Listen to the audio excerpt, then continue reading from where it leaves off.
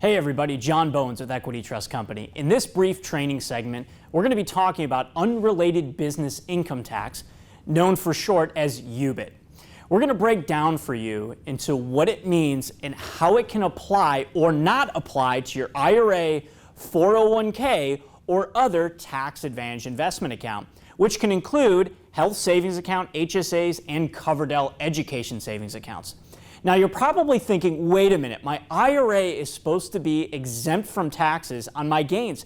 After all, that's the purpose of using my IRA to invest in some of these alternative asset options like real estate and business startups for the tax advantages.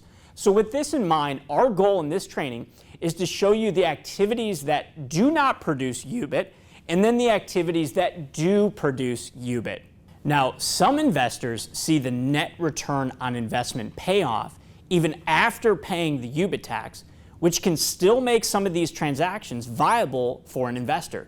So certainly I don't want you to think never transact with UBIT generating investments, because sometimes it can pay off for you by paying a little bit of tax now for some potential large returns in the future. One last prerequisite, keep in mind that when you say tax-exempt account, we are talking about exempt from paying taxes on the gains in each year while you're growing the account. There are tax-deferred accounts such as traditional IRAs where we will still have to pay taxes when we pull the money out for personal use in our retirement years. Because we got a tax deduction going into the account, we have to pay taxes when we take money out of the account. Then there is a Roth IRA. In contrast to the traditional IRA, when we put money into the Roth IRA, we don't receive a tax deduction. But all of our growth is tax-free. In providing that we follow all of the rules, all of our distributions are tax-free as well. So think about that from a compounding interest perspective, tax-free growth. And we have additional training on tax-deferred versus tax-free Roth IRAs. Now let's get to the whiteboard and talk about the activities that don't generate UBIT and the activities that do generate UBIT. Okay, so jumping into UBIT. UBIT stands for Unrelated Business Income Tax. So what does this actually mean?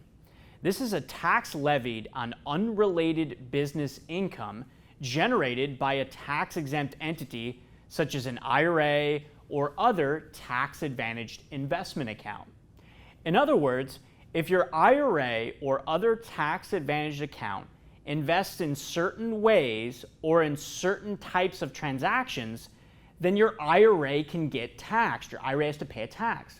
Now I'll break this down into 3 activities that can generate this UBIT tax. Before I go into the UBIT generating activities, allow me to talk about activities we generally see that have no UBIT implications, so the IRA is afforded full tax-exempt status. All right, number 1, the IRA buys a rental property free and clear with cash from the IRA, so cash buyer. So no debt against the property. Or in other words, the IRA didn't borrow money for the transaction. This is very important. The IRA collects monthly rental checks, which is all tax-exempt profit back to the IRA. Now let's say the IRA sells the property at a later date and generates long-term capital gain. This income is also tax-exempt because the IRA owns the property free and clear. Number 2, the IRA makes a loan to a third party. Like for those of you in real estate, when you make a loan secured by property, so the IRA is holding a promissory note mortgage, all the interest income that goes directly back into the IRA, assuming all of the other rules are followed, that interest income is not subject to taxation. So that's the IRA making a loan secured by real estate. Profit going back in, tax exempt. That leads us to number 3. The IRA or other tax-advantaged account invests in a business that is structured or elects to be taxed as a C corporation. Think investing in publicly traded stocks. The corporation pays corporate taxes, right? And then all the income passes through as qualifying dividend income. Qualifying dividend income is tax exempt in the IRA. In contrast to this, which we will talk about in the next section, if the entity is structured and taxed as an LLC, as a pass-through entity, which could also be a limited partnership, if it's a pass-through entity, then that income could be subject to this unrelated business income tax. So now let's move into the 3 activities that can generate UBIT, all right, which are parallel to what we just talked about. The IRA invests in a business or other partnership arrangement that is considered an ongoing trade or business, and the income is passed through the LLC or partnership and is not taxed at the corporate level. So think your IRA invests in a friend's car dealership that is structured as an LLC, and all the income passes through the LLC. This would undoubtedly incur UBIT. It's an ongoing trade or business. Not to get too far ahead of myself, but what is the tax rate? Well, the tax rate is as follows. It's the trust and estate tax schedule. And it could be as high as 37% for income over $12,500 in tax year 2019. So as said before, some investors can justify paying that tax based on the still return on investment that they're generating. Now, if you're investing in a startup and not sure, you should ask the LLC or fund accountant or manager how they're reporting the income on the K-1. Are they reporting it as ordinary business income, which is typically box 1? If so, then you're likely going to have a UBIT situation. Some investors restructure transactions to mitigate the tax. They might structure the entity as a corporation or LLC, electing for being taxed as a corporation. In that instance, the tax is paid at the corporate level and income would flow through as qualifying dividend income, which would be exempted in IRA. So you want to check with your CPA or your other financial advisor to determine how to structure these transactions. Last but not least, maybe the IRA making a loan to the entity could even be structured as a convertible note. In that instance, all the interest income would go back into the IRA and interest income is exempt because you don't have an equity position in the flow-through entity. You're going to want to check with your CPA or your accountant, as equity trust is the passive custodian. All right, moving on to number 2. The IRA purchases a property with a loan. This is also known not just as UBIT, but as unrelated debt-financed income tax. So for example, let's say you purchase a property for $100,000, you put 50% down, which is $50,000, and get a loan for the remaining balance, which is $50,000.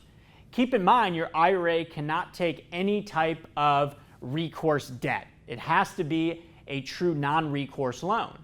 A non-recourse loan means the IRA lender or the individual loaning money to the IRA cannot ask for a personal guarantee from you as a disqualified person to the IRA. That can be considered an Internal Revenue Code prohibited transaction. All right, so you got to make sure you're working with the right lender. So you buy a property for $100,000 and obtain a loan for $50,000, and therefore you have 50% debt. Because 50% is leveraged, you have to pay taxes on 50% of the net profits. Again, that's net profits.